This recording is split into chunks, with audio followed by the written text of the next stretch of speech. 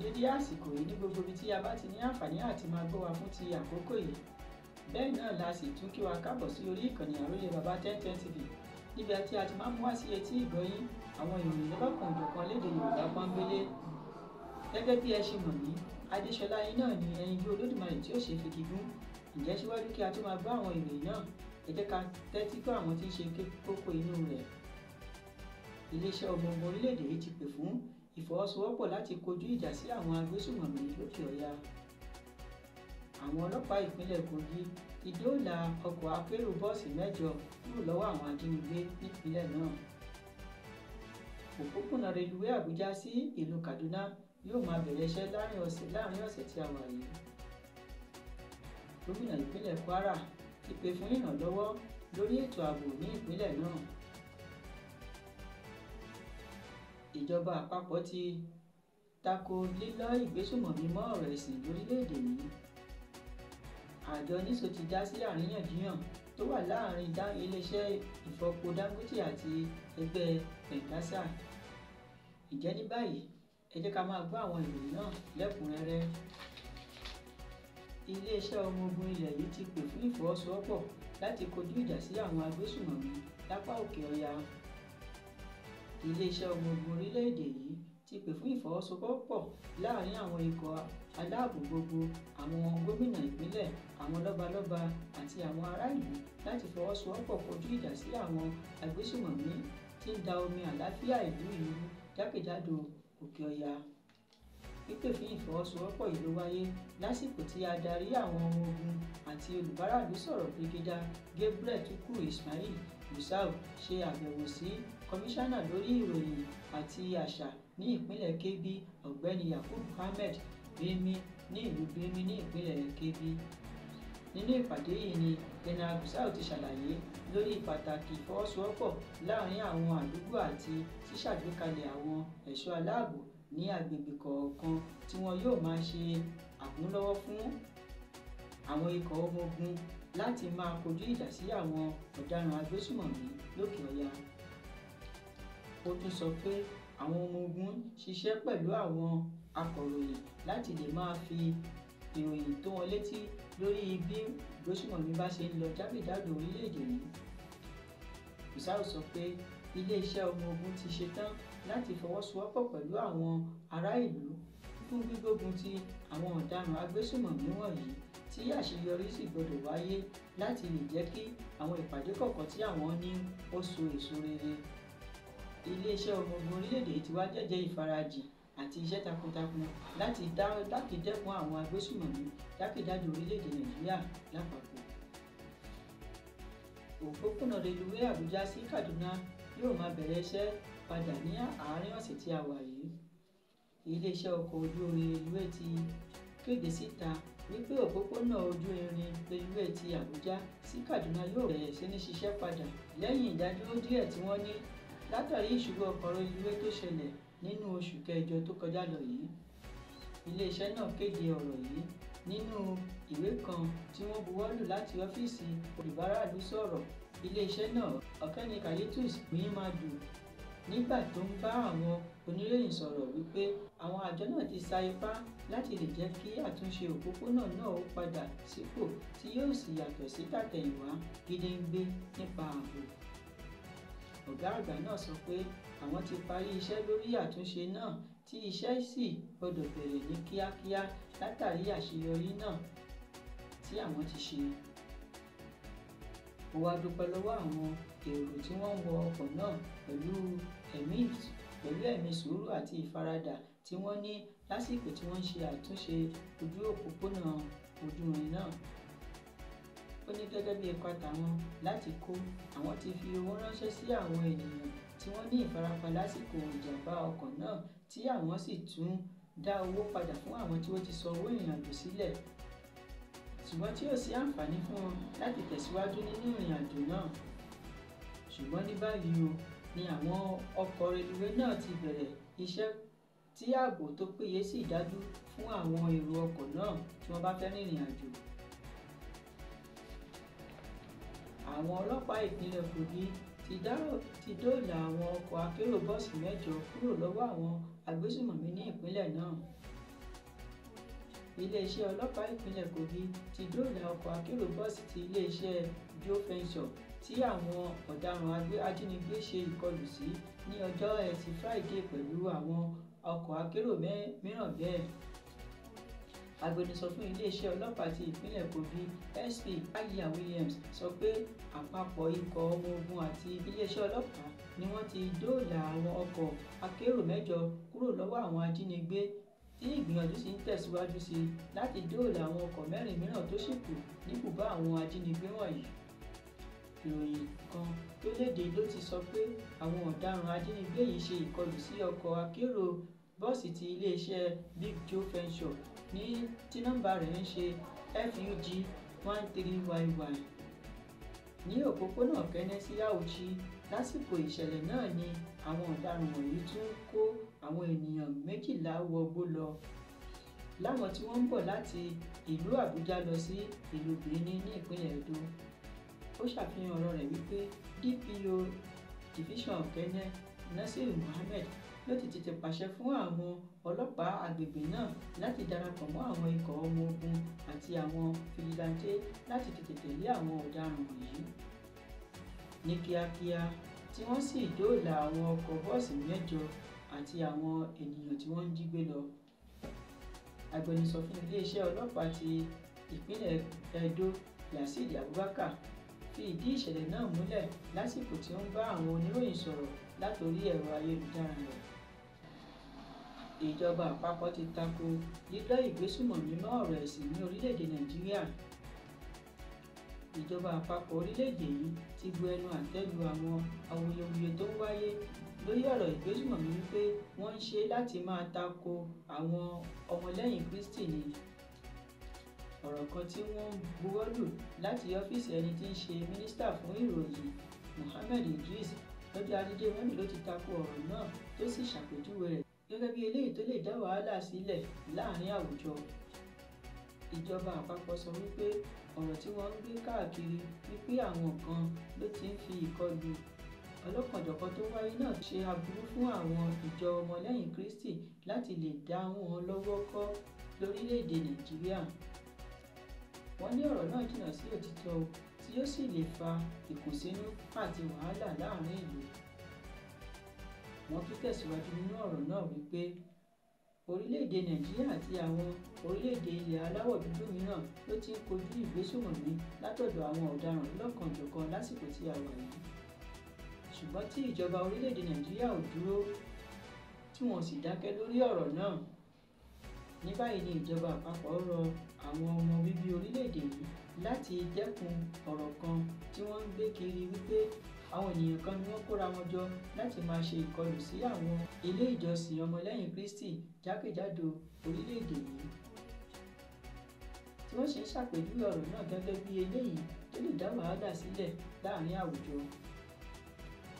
Ìjọba àpapọ̀ wá ké sí àwọn oníròyìn nílẹ̀ yìí àti lókè òkun láti má máa gbé ìròyìn òfegè síta lásìkò tí a wà yìí. Gómìnà Abdulrazak ti pè fún ìrànlọ́wọ́ lórí ètò ààbò ní ìpínlẹ̀ Kwara. Gómìnà ìpínlẹ̀ Kwara Abdulrazak Abdulrahman ti pè fún ìrànlọ́wọ́ ńlá lórí ètò ààbò látàrí ìkọlù alágbára tí àwọn agbésùmọ̀mí ṣe sí agbègbè kan ní ìpínlẹ̀ náà. Nínú ọ̀rọ̀ kan tí wọ́n buwọ́lù láti ọwọ́ ẹni tí ń ṣe agbéròyìn jáde fún gómìnà náà ọ̀gbẹ́ni Rafiu Ajabaye ni wọ́n ti ké gbàjarè jáde wípé ìpínlẹ̀ Kwara nílò ìrànlọ́wọ́ lórí ètò ààbò látàrí ìkọlù alágbára tí ó wáyé ní agbègbè Òkè Ọdẹ tí àwọn ọ̀daràn agbésùmọ̀mí ti ṣekú pa ọ̀gọ̀ọ̀rọ̀ èèyàn. Gómìnà kábàámọ̀ lórí ikú àwọn aláìṣẹ̀ tí wọ́n bá ìṣẹ̀lẹ̀ náà lọ gẹ́gẹ́ bí àwọn ará ìlú àti àwọn aṣọ́gbó tí wọ́n mójútó agbègbè náà. Ó wá sọ wípé òun kẹ́dùn pẹ̀lú àwọn ẹbí tí wọ́n pàdánù àwọn ènìyàn wọn, ó sì ní kò sí ọ̀rọ̀ tí òun lè sọ tó lè ṣe déédéé ìbànújẹ́ àti ẹ̀dùn ọkàn tí ìṣẹ̀lẹ̀ náà mú bá òun. Ó ní kò sì sí iye owó tí òun lè fún àwọn ènìyàn tó lè dàbí àwọn ènìyàn wọn tí wọ́n pàdánù. Ó ó ní pẹ̀lú gbogbo ìgbìyànjú àwọn lórí ètò ààbò ó bani nínú jẹ́ wípé irúfẹ́ ìṣẹ̀lẹ̀ báyìí tún lè wáyé ní ìpínlẹ̀ Kwara. Báyìí ni wọ́n bẹ̀bẹ̀ fún ìrànlọ́wọ́ tó lágbára láti ọ̀dọ̀ àwọn ẹ̀ṣọ́ aláàbò gbogbo lórílẹ̀‐èdè yìí láti lè dẹ́kun ìwà ìgbésùmọ̀mí ní ìpínlẹ̀ Kwara. Àjọ NISO ti dá sí awuyewuye àti àríyànjiyàn tó wáyé láàrin ilé-iṣẹ́ ìfọpo Dangote àti àjọ Pengassan. Àjọ kan tí ó rọ̀pọ̀ gúnlé ìjọba tí wọ́n ń pè ní the Nigeria Independent Operation NISO ni wọ́n ti ṣàkíyèsí lórí àríyànjiyàn tó ń wáyé láàrin àjọ Pengassan àti ilé-iṣẹ́ ìfọpo Dangote tí ó sì ṣe sábàbí pípàṣẹ láti dènà gbígbé epo ìrọ̀bì lọ sí ilé-iṣẹ́ ìfọpo Dangote. Àjọ NISO ti wá dá sí ọ̀rọ̀ náà tí wọ́n sì pe àkíyèsí àwọn ikọ̀ méjèèjì sí ọ̀nà tí ìgbésẹ̀ náà yóò gbà ṣàkóbá fún orílẹ̀-èdè Nàìjíríà látàrí ṣíṣe ìdènà fún gbígbé epo ìrọ̀bì lọ sí ilé-iṣẹ́ ìfọpo Dangote wípé àkóbá ńlá ni yóò ṣe fún ètò ọrọ̀ ajé orílẹ̀-èdè yìí lápapọ̀. Nígbà tí ẹgbẹ́ NISO tún sọ̀rọ̀ lórí ìjáwálẹ̀ gbogbo ìgbà ilé-iṣẹ́ tó ń pàṣẹ iná lórílẹ̀-èdè yìí ìyẹn National Grid wípé eléyìí ti ń ṣe àkóbá fún ọrọ̀ ajé látẹ̀yìnwá tẹ́lẹ̀ kí ọ̀rọ̀ epo ìrọ̀bì ó má tún kún un. Ní báyìí ni wọ́n pẹ̀tù sí àwọn tó wà ní ìdí ọ̀rọ̀ náà láti tètè ṣàtúnṣe kí ọ̀rọ̀ náà ó tó di ohun tí yóò máa ṣe àkóbá fún orílẹ̀-èdè Nàìjíríà. Wọ́n wá sọ pé àwọn ti dá sí ọ̀rọ̀ náà láti pẹ̀tù sí aáwọ̀ láàrin àjọ méjèèjì láti jẹ́jẹ́ pé ọ̀rọ̀ náà ó máa ṣàkóbá fún ìlọsíwájú àti ìgbéga orílẹ̀-èdè Nàìjíríà. Àjọ NISO wá sọ pé àwọn rọ ẹgbẹ́ Pengassan àti iléeṣẹ́ ìfọpo Dangote láti wá ojútùú lórí ọ̀rọ̀ awuyewuye tó ṣẹlẹ̀ láàrin ikọ̀ méjèèjì yìí. Ǹjẹ́ a ò ní rí jù báyìí lọ fún ti òní? Kí a tó wá mú ìròyìn náà wá sópin, ẹ jẹ́ ká tún àwọn tó kókó inú rẹ̀ gbọ́ lẹ́ẹ̀kan sí i. Iléeṣẹ́ ọmọ ogun orílẹ̀-èdè ti pè fún ìfọwọ́sowọ́pọ̀ láti kojú ìjà sí àwọn agbésùmọ̀mí lókè ọya. Àwọn ọlọ́pàá ìpínlẹ̀ Kogi ti dóòlà àwọn ọkọ̀ akérò 8 kan kúrò lọ́wọ́ àwọn ajínigbé ní ìpínlẹ̀ náà. Òpópónà reluwé Àbújá sí ìlú Kaduna yóò máa bẹ̀rẹ̀ iṣẹ́ láàrin ọ̀sẹ̀ tí a wà yìí. Gómìnà ìpínlẹ̀ Kwara ti pè fún ìrànlọ́wọ́ lórí ètò ààbò ní ìpínlẹ̀ náà. Ìjọba àpapọ̀ ti tako lílọ́ ìgbésùmọ̀mí mọ́ ọ̀rọ̀ ẹ̀sìn ní orílẹ̀-èdè Nàìjíríà. Àjọ NISO ti dá sí aáwọ̀ àti awuyewuye tó wà láàrin iléeṣẹ́ ìfọpo Dangote àti ẹgbẹ́ Pengassan. Ǹjẹ́ kò ní Dubai lọ fún ti òní? Ẹ ṣe wá ń wò wá, ojú tẹ́ fi ń wò wá ò ní fọ́, etí tí ẹ fi ń gbọ́ wá ò ní di. Ẹ má gbàgbé láti subscribe sórí ìkànnì Àròlé Baba 1010 TV wa kẹ́tì máa bá a pín àwọn ètò wa lọ́lọ́kan òjọ̀kan. Adéṣọlá lèmi jẹ́ lẹ́ẹ̀kan sí ẹ̀yin di Olódùmarè tí ó ṣe fìdí kú. Ǹjẹ́ títí di ìgbà míì tí a tún máa pàdé fún àkọ́tún ètò wa, a tún wá wípé ká fi lè pàdé o.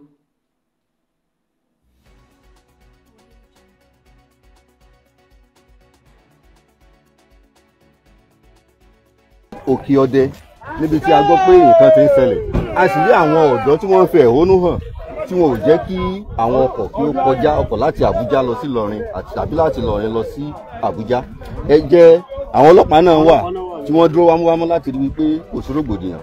Ẹ jẹ́ kí a gbọ́ lẹ́nu àwọn ọ̀dọ́ náà ohun tí ó ṣẹlẹ̀, ìdí tí wọ́n fi dí ojú ọ̀nà. So ẹ ṣé gan-an bàbá BBC. The main reason why we are here today torí ẹ̀ ni pé àwọn èèyàn wa tán pa ní Òkè Ọdẹ ní baba ńlá lórèké. I'm from that area. Tẹ́lẹ̀ bá property mi jẹ́ nílùú yẹn. So inú wa òdùbọ́ ṣe ń pa ọlọ́pàá tán ń pa Yorùbá. We are doing this to support the government of Abdulrahman Abrasaq.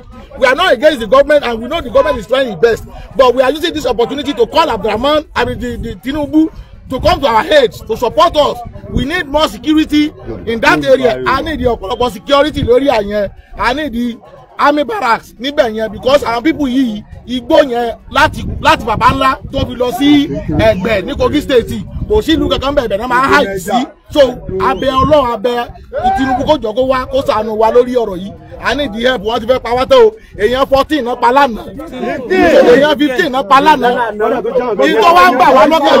I need kí Tinubu give order kán ti ọjà àjàṣẹ́ ìpa for the meantime owó tí wọ́n gbà cash tó ń gbà wọ́n fi ń ra màálù wọ́n fi ń kó pamọ́ ni gbogbo àwọn tó ní màálù tí wọ́n lẹ́mìí burúkú kan wọ́n ti sá kúrò nígbó so a ní ìdí help gọ́ọ̀mẹ̀ntì kẹ́jọ torí ọlọ́run Abrahamu ní try o against gọ́ọ̀mẹ̀ntì ẹ̀ but kí Tinubu náà help wa lórí ọ̀rọ̀ yà ní ìdí help Yorùbá ni wá o family làwọn àti Tinubu ọlọ́run pẹ̀lú wa.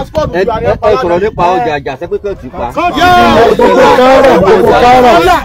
mọ́là ló ń ná ọjà àjàṣẹ́ yìí kí owó tó bá ti gbà ibẹ̀ náà máa ń gbé wá ibẹ̀ náà ti wá ń ná wọn láwọn tó máa ń rán wọn ní informant so abẹ gọ́ọ̀mẹ̀ntì kan jọ kan help wa lórí ọjà àjàṣẹ́ yìí kan bá wa ti pa for now.